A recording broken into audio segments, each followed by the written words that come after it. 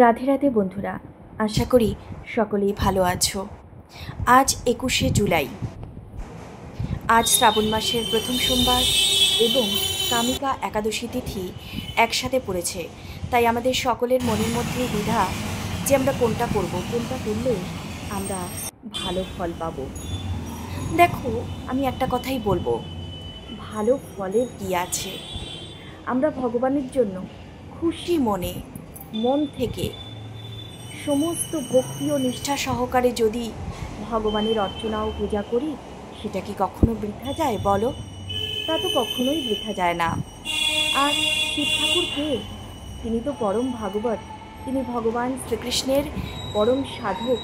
তিনি সবসময় ভগবান শ্রীকৃষ্ণের ধ্যান এবং আরাধনায় মেতে থাকেন।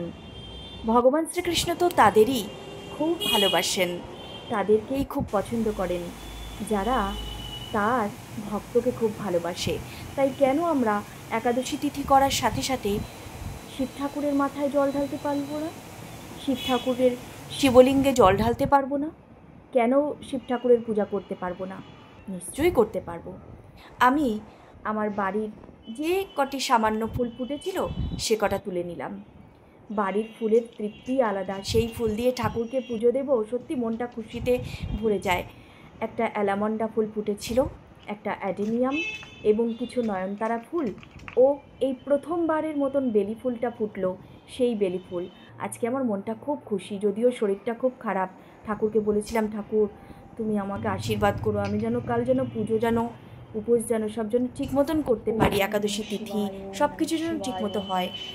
দেখো, সবই হচ্ছে। আমি শিব ঠাকুরকে যথারীতি মধু, ঘি, অগরু, তারপরে গোলাপ জল, এগুলো সমস্ত কিছু দিয়ে, তারপরে শুদ্ধ গঙ্গা জল দিয়ে আমি শিব ঠাকুরকে অভিষেক করে নিলাম। 5টা বেলপাতা সহযোগে আমি শিব ঠাকুরের আজ পুজো করছি। একটি অ্যাডেনিয়াম ফুল আমি শিবলিঙ্গের মাথায় দিলাম। আচ্ছা, এবার নীলকণ্ঠ ফুল দিচ্ছি। এরপরে আমি নয়নতারা ফুল দেব ভোলে বাবাকে।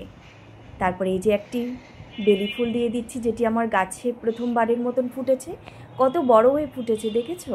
এবার নয়নতারা ফুল দিয়ে দিলাম। এইবার একটি অ্যাডেনিয়াম ফুল দিয়ে দিলাম। সত্যি ভীষণ ভালো লাগে বাড়ির ফুল দিয়ে ঠাকুরের পুজো করতে। এইবার কিছু অখণ্ড আতপ চাল, অর্থাৎ একটু গোবিন্দভোগ চাল 11টা আমি শিবলিঙ্গের মাথায় দিয়ে দিলাম। দেখো বন্ধুরা, যিনি শিব ঠাকুর এবং কৃষ্ণের মধ্যে পৃথকতা করেন, আমি বলবো পৃথক যেন আমরা কখনো না দেখি ভগবান শ্রীকৃষ্ণ এবং শিব ঠাকুরের মধ্যে। কারণ কি, যথা শিবময় বিষ্ণুর এবং বিষ্ণুময় শিব তথান্তরং ন পশ্যামি তথা আমি স্বস্তিরায়ুষী। আমি যেন শিব ঠাকুর এবং ভগবান শ্রীকৃষ্ণের মধ্যে কোনো রকম ভেদ না নিরূপণ করি, এই রকম আমাকে আশীর্বাদ দিও ভগবান। এটা আমাদের শাস্ত্রেই আছে। এরপর আমি ভোগ সমস্ত কিছু সাজিয়ে তারপরে একে একে আরতি করে আমি আমার পুজো ধীরে ধীরে শেষ করেছিলাম। তারপরে বিভিন্ন শাস্ত্রপাঠ করেছিলাম। আজ আসি বন্ধুরা, তোমরা